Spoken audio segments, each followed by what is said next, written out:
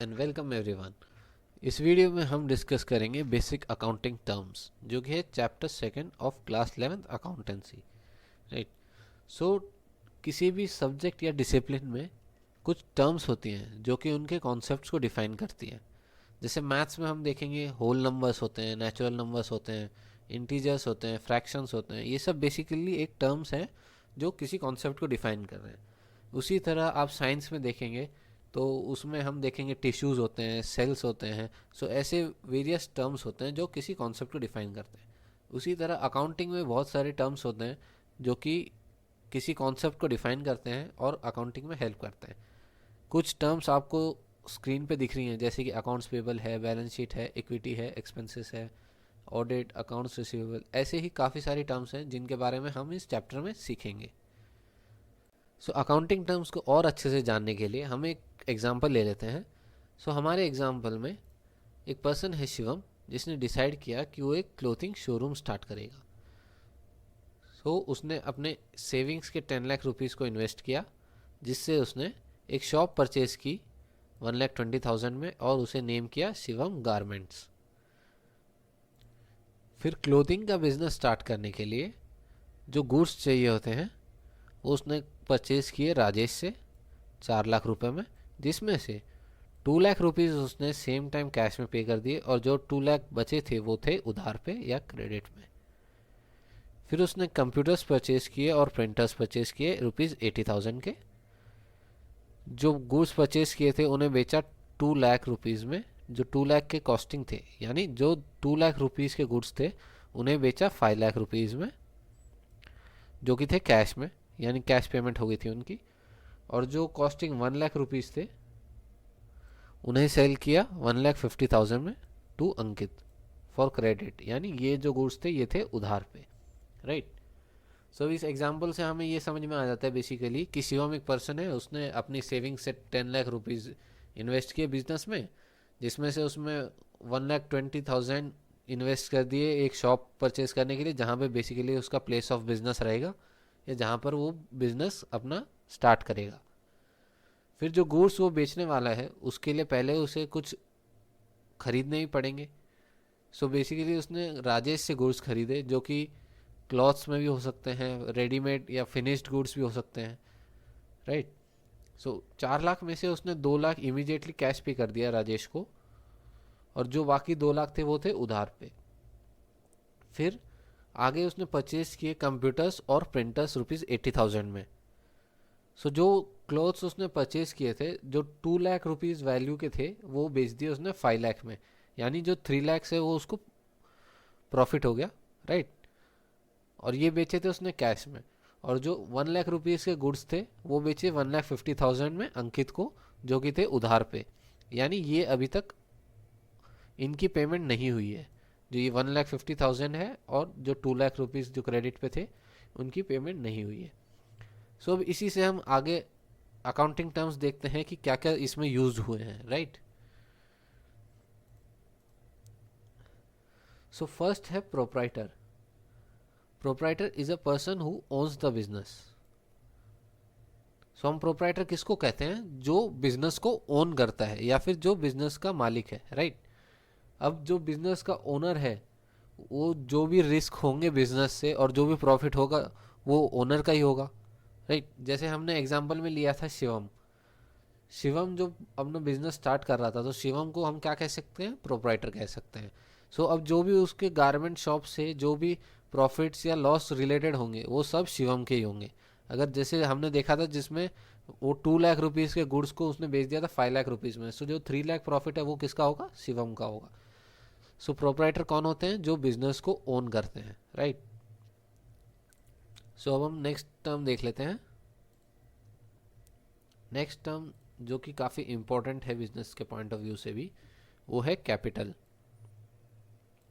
हमने देखा था जो शिवम 10 लाख रुपीज़ इन्वेस्ट करता है वो क्या था? उसका कैपिटल था। सो कैपिटल क्या है? क्लेम ऑफ द ओनर्स और प्रोप्राइटर इन द बिजनेस, यानी जो भी ओनर है वो क्या क्लेम कर रहा है बिजनेस से, वो वही क्लेम कर सकता है जो वो इन्वेस्ट कर रहा है बिजनेस में। Right. So it refers to the amount invested, जो अमाउंट इन्वेस्ट होता है बिजनेस में, कैसे, in the form of money, जो पैसे के टर्म्स में आता है, या एसेट्स जो मॉनेटरी वैल्यू होल्ड करते हैं, राइट। अब जैसे हमारे एग्जांपल में हमने शिवम ने देखा था, सो शिवम 10 लाख रुपीज़ इन्वेस्ट करता है। मान लीजिए अगर शिवम के पास एक शॉप पहले से ही होती और कार्स पहले से ही होती और उस पर वो सोचता कि अगर मैं इनको यूज़ कर सकता हूँ बिजनेस स्टार्ट करने में, सो जो शॉप है और जो व्हीकल्स वगैरह होंगे या कोई मशीनरी जो होगी, सो ये सब चीज़ें भी क्या काउंटेड होंगी, एज अ कैपिटल काउंट होंगी, राइट। सो कैपिटल को हम और क्या क्या कह सकते हैं, ओनर्स इक्विटी या नेटवर्थ। सो हम ये देखते हैं कि प्रोप्राइटर जो हम टर्म यूज़ करते हैं वो करते हैं हम इंडिविजुअल के सेंस में, जैसे कोई इंडिविजुअल ओनर हो उनके सेंस में। और अगर इन केस हम कंपनीज के टर्म्स में देखेंगे तो हम उन्हें क्या कहेंगे, जो ओनर्स कौन होते हैं, शेयर होल्डर्स होते हैं, राइट। सो कैपिटल को और कैसे एक्सप्रेस कर सकते हैं हम, कैपिटल होता है assets minus liabilities, right. So assets क्या होती हैं, जो प्रॉपर्टी होती है बिजनेस की, और लायबिलिटीज जो हमें पे करनी पड़ती हैं। सो इनका डिफरेंस जो होता है वो होता है कैपिटल, जो क्लेम करता है owner of the business, right. So किसी भी बिजनेस की फंक्शनिंग को लेके और उसकी ग्रोथ को लेके जो सबसे मेन इम्पैक्ट पॉइंट रहता है वो होता है कैपिटल,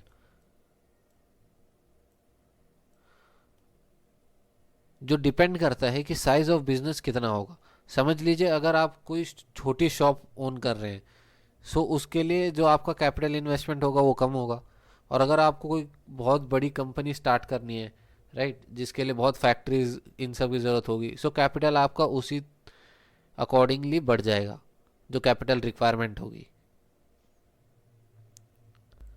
सो अब हम नेक्स्ट टर्म की ओर चलते हैं, जो कि है एंटिटी। एंटिटी और जो एक बिजनेस होता है वो बिजनेस पर्सन जो ओनर होता है उससे अलग होती है, राइट। जैसे कि हमारे एग्जांपल में है शिवम गारमेंट्स, क्या है, एक एंटिटी है। तो शिवम गारमेंट्स और शिवम दोनों अलग अलग चीज़ें हैं, राइट, क्योंकि जो शिवम गारमेंट्स है वो है एक एंटिटी और जो शिवम है वो है पर्सन। सो एंटिटी क्या है, एक एंटरप्राइज है जो एस्टेब्लिश होती है in accordance with law to engage in business activities. So जो एंटिटी होती है उसकी क्या होती है, एक डिस्टिंक्ट यानी अलग और इंडिपेंडेंट एग्जिस्टेंस होती है। मतलब जो एंटिटी है वो पर्सन से डिफरेंट है, इंडिपेंडेंट है, वो शिवम पे डिपेंडेंट नहीं है वो। इसको हम और अच्छे तरीके से ऐसे समझेंगे, जैसे समझ लीजिए अगर शिवम जो है वो शिवम गारमेंट्स को बहुत ग्रो कर लेता है और उसके बाद वो डिसाइड करता है कि उसे ये बिज़नेस कंटिन्यू नहीं करना, सो उस बिज़नेस को सेल कर देता है। सो जो नेक्स्ट ओनर होंगे, समझ लीजिए एक कोई पर्सन है एक्स, वो अगर शिवम गारमेंट्स को परचेज कर लेते हैं तो उसकी एग्जिस्टेंस पे कुछ फ़र्क पड़ेगा नहीं, क्योंकि जो अब एक्स पर्सन है वो उस बिज़नेस को अच्छे से हैंडल कर सकता है और फंक्शन कर सकता है। सो जो एंटिटी होती है वो क्या होती है, डिस्टिंक्ट और इंडिपेंडेंट होती है, with independent of his owners, right. Next term जो हम कंसिडर करेंगे वो है गुड्स। गुड्स किसी भी बिजनेस में जो प्रोडक्ट में हम डील करते हैं, राइट, वो होता है गुड्स, जो जिसे खरीदा जाता है और बेचा जाता है बिजनेस के द्वारा, उसे गुड्स कहते हैं हम। अब जैसे कि हमारा एग्जांपल में क्लॉथ था, सो हम क्लॉथ को कंसिडर करेंगे गुड्स जो बिजनेस के हैं, क्योंकि हमारा क्या था, क्लोथिंग शोरूम था। ये उन आइटम्स को इन्वॉल्व करता है जिसमें बिजनेस क्या करता है, रेगुलरली डील करता है, राइट। जैसे कि अभी हमने एक कार परचेज कर ली, क्लोथिंग के शोरूम है हमारा, और हमने एक कार परचेज कर ली और उसको हमने रीसेल कर दिया। सो क्या कार हमारी गुड्स कंसिडर की जाएगी, नहीं की जाएगी, क्योंकि कार में हम ना तो रेगुलर डील कर रहे हैं और ना ही हमारा मेन बिजनेस वो है कि हम कार खरीद रहे हैं और बेच रहे हैं। इसी तरह से हम किसी इलेक्ट्रॉनिक स्टोर्स का अगर एग्जांपल लेंगे, सो अगर उनमें मोबाइल जो है, मोबाइल फ़ोन्स, उन्हें हम क्या करते हैं, परचेज करते हैं और सेल करते हैं। सो इलेक्ट्रॉनिक स्टोर्स के लिए क्या होगा, वो एक गुड कंसिडर किया जाएगा। सिमिलरली एक फर्नीचर स्टोर में हम देखेंगे, अगर जो चेयर्स है, टेबल्स है, राइट। अगर ये चीज़ें परचेज की जा रही हैं और सेल की जा रही हैं, सो वो क्या होती है, वो उनकी गुड्स होती है। सो किसी भी बिजनेस में जो मेन आइटम रहता है जिसमें हम डील करते हैं रेगुलरली, उसे कहते हैं गुड्स। अगर जो उसके अलावा हम कुछ सेल कर रहे हैं तो हम उसे गुड्स कंसिडर नहीं करेंगे। जैसे कि इलेक्ट्रॉनिक स्टोर्स में भी अगर हम किसी फर्नीचर को परचेज कर रहे हैं, राइट, सो वो क्या गुड्स कंसिडर किया जाएगा हमारे बिजनेस के लिए? नहीं। हमने देखा कि जो हम बिजनेस में परचेज या सेल करते हैं उसे हम क्या कहते हैं? गुड्स कहते हैं, राइट। जो कॉमोडिटी या जो प्रोडक्ट को हम कंसिडर कर रहे हैं वो। लेकिन इस प्रोसेस को हम क्या कहते हैं? जिस जो परचेज और सेल का प्रोसेस होता है, इसे हम क्या कहते हैं? एक ट्रांजैक्शन कहते हैं, राइट। तो ट्रांजैक्शन क्या होती है? ट्रांजैक्शन है exchange of money, goods and और सर्विसेज, राइट। सो अब जैसे कि हमने एग्जांपल देखा था, हमारे जो शिवम गारमेंट्स का एग्जांपल था, सो उसमें जो गुड्स परचेज कर रहा है वो भी एक ट्रांजेक्शन है। वो जो एसेट्स परचेज कर रहा है, यानी जो शॉप परचेज कर रहा है, वो जो कंप्यूटर्स परचेज कर रहा है, वो भी क्या है? एक बिजनेस ट्रांजेक्शन है। सो बिजनेस ट्रांजेक्शन है एक्सचेंज ऑफ मनी, गुड्स और सर्विसेज। ये एक इकोनॉमिक इवेंट है। इकोनॉमिक इवेंट यानी जो इन्वॉल्व करता है मनी को। एंटर्ड इनटू बाय, इसमें टू पार्टीज होती है ना कि एक। एक ट्रांजैक्शन को क्लासिफाई करने के लिए समझना पड़ेगा हमें कि या तो उस टर्म को हम ट्रांजैक्शन कहने के लिए हमें ये समझना पड़ेगा कि उसमें दो पार्टीज इन्वॉल्व होती हैं, एक जो गिवर होती है और एक जो लेती है वो, राइट। जैसे कि हमने गुड्स अगर किसी को बेच रहे हैं हम, सो जो हमें परचेज करेगा वो एक पार्टी हो गई, हम जो सेल कर रहे हैं हम एक पार्टी हो गए। सो इसमें दो पार्टीज इन्वॉल्व होते हैं। और जो ये इनिशिएट करता है अकाउंटिंग प्रोसेस को, जो हम रिकॉर्डिंग करते हैं, वो कैसे करते हैं रिकॉर्डिंग? पहले ट्रांजैक्शन होती है, उसके बाद ही हम रिकॉर्डिंग करते हैं। सो कुछ एग्जांपल है इसके, सेल ऑफ गुड्स है, परचेज ऑफ गुड्स हो गया, परचेज और सेल ऑफ गुड्स हो गया, राइट। कि हमने जो पहले परचेज कर लिया फिर सेल कर दिए, वो भी एक ट्रांजैक्शन कंसिडर किया जाएगा।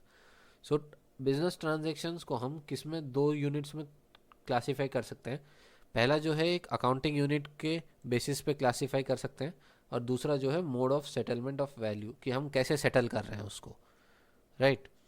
सो अकाउंटिंग यूनिट में कैसे होगा? एक इंटरनल ट्रांजैक्शन होगा जो कि हम डेप्रिसिएशन को कंसिडर कर सकते हैं। इंटरनल ट्रांजैक्शन में किसी आउटसाइड पार्टी से हम डील नहीं करते, हम सिर्फ अपने इंटरनल बिजनेस में डील करते हैं, राइट। और जो एक्सटर्नल ट्रांजैक्शन है उसमें हम किसी थर्ड पार्टी से डील करते हैं, जैसे कि हम किसी को प्रोडक्ट सेल कर रहे हैं, सो वो क्या हो गया? एक एक्सटर्नल ट्रांजैक्शन हो गया। और mode of settlement of value में हम देखेंगे कि दो टाइप्स के होते हैं। एक कैश ट्रांजैक्शन होते हैं जिसमें मनी कैश के फॉर्म में इन्वॉल्व होता है, और दूसरा जो होता है क्रेडिट ट्रांजैक्शंस होती है जो उधारी पे होती है, राइट। सो ये कैश और क्रेडिट ट्रांजैक्शन में हम करते हैं, तब हम क्या करते हैं? बिजनेस ट्रांजैक्शन में हम बहुत सारे एंटिटीज से डील करते हैं या बहुत सारे इंडिविजुअल से डील करते हैं। सो क्या हम इन सब इंडिविजुअल का एक प्रॉपर रिकॉर्ड मेंटेन कर पाएंगे? सो उस प्रॉपर रिकॉर्ड को मेंटेन करने के लिए हम क्या प्रिपेयर करते हैं? एक अकाउंट प्रिपेयर करते हैं। सो नेक्स्ट टर्म जो है हमारी वो है अकाउंट। सो अकाउंट क्या होता है? अकाउंट क्या करता है कि एक स्टेटमेंट होती है जो रिकॉर्ड करता है ट्रांजैक्शंस को अंडर दैट हेड, मतलब उस पर्टिकुलर हेड के नीचे जो भी ट्रांजैक्शंस होती है उनको रिकॉर्ड करता है। जैसे कि हम परचेजेस में देखते हैं, सो हम गुड्स कितने बार किसी से खरीद रहे हैं और कितने बार किस डिफरेंट पर्सन से खरीद रहे हैं, सो वो सब किस में रिकॉर्ड होगा? वो परचेजेस में रिकॉर्ड होगा। जैसे समझ लीजिए हम 4 पर्सन से परचेज कर रहे हैं, सो उन चारों पर्सन का जो नेम है वो परचेजेस अकाउंट में आ जाएगा एक पर्टिकुलर इसमें, कि इस वैल्यू का गुड्स हमने इतने लोगों से लिया है। सो ये सब रिकॉर्ड होगा परचेजेस में। हमने कितना गुड्स किस किस को बेचा है वो किस में रिकॉर्ड होगा? वो सेल्स में रिकॉर्ड हो जाता है। जो हमने सैलरीज पे की है और जो रेंट पे किया है वो रेंट और सैलरीज के अकाउंट में आता है कि हर मंथ हमने कितना पे किया है या ईयरली हमने कितने पे किए हैं। सो इन पर्टिकुलर हेड से क्या होता है? जो भी हम ट्रांजेक्शन्स में कर रहे हैं, क्योंकि ट्रांजेक्शन्स हम काफ़ी लोगों से करते हैं, बिजनेस जो डीलिंग्स होती है वो बहुत लोगों से होती है। सो उन पर्टिकुलर रिकॉर्ड बनाने के लिए हम एक पर्टिकुलर हेड के अंडर उन सबका नाम रिकॉर्ड कर लेते हैं जो उससे डील करते हैं। जैसे सैलरीज हमें एम्प्लॉयज़ की देते हैं, सो हम कितने एम्प्लॉयज़ को सैलरी दे रहे हैं वो सब सैलरीज अकाउंट में आ जाएगा, राइट। और कितना अमाउंट हम दे रहे हैं वो सब सैलरीज में आ जाएगा। सो अकाउंट क्या करता है, अकाउंटिंग में हेल्प करता है जो ट्रांजैक्शन को एक पर्टिकुलर हेड में डिवाइड कर देता है, या फिर हम कह सकते हैं कि ये लेजर्स प्रिपेयर करने में हेल्प करता है। सो किसी भी बिजनेस में कभी कभी प्रोप्राइटर को कुछ नीड हो जाती है और वो बिजनेस से कुछ फंड्स या कुछ गुड्स जो है वो विड्रॉ कर लेता है या फिर वो वापस ले लेता है। सो उसको जो पर्सनल यूज़ के लिए लेता है उसे हम क्या कहते हैं, ड्राइंग्स कहते हैं। सो ड्राइंग क्या है, अमाउंट, गुड्स या एसेट्स जो कि प्रोप्राइटर ले लेता है फॉर पर्सनल यूज़, यानी जो अपने यूज़ के लिए ले लेता है। समझ लीजिए जो बिजनेस से प्रोप्राइटर अगर 1 लाख रुपीज़ कैश ले रहा है अपने पर्सनल यूज़ के लिए, सो इससे क्या होता है, उसे हम कंसिडर करते हैं ड्राइंग्स, जो बिजनेस से वो विड्रॉ कर लेता है, राइट। सो अगर वो किसी गुड्स को ले रहा है सो हम उसे किस पे वैल्यू करेंगे, परचेज कॉस्ट पे। समझ लीजिए 1 लाख रुपए का गुड्स वो विड्रॉ कर रहा है, क्लोथ्स अगर विड्रॉ कर रहा है कुछ फंक्शन के लिए अपने पर्सनल रिलेटिव्स के पास जाके या कुछ फंक्शन में उनको डिस्ट्रीब्यूट कर देगा। सो उसमें जो परचेज, जैसे 1 लाख रुपए का मैंने परचेज किया था वो, सो वो 1 लाख रुपए ही कंसिडर किया जाएगा उन गुड्स की वैल्यू, ना कि जितने में वो बेच सकते हैं उसको। समझ लीजिए अगर ये 3 लाख रुपीज़ में मैं बेच सकता हूँ सो वो 3 लाख रुपीज़ नहीं कंसिडर किया जाएगा, वो 1 लाख रुपीज़ ही कंसिडर किया जाएगा।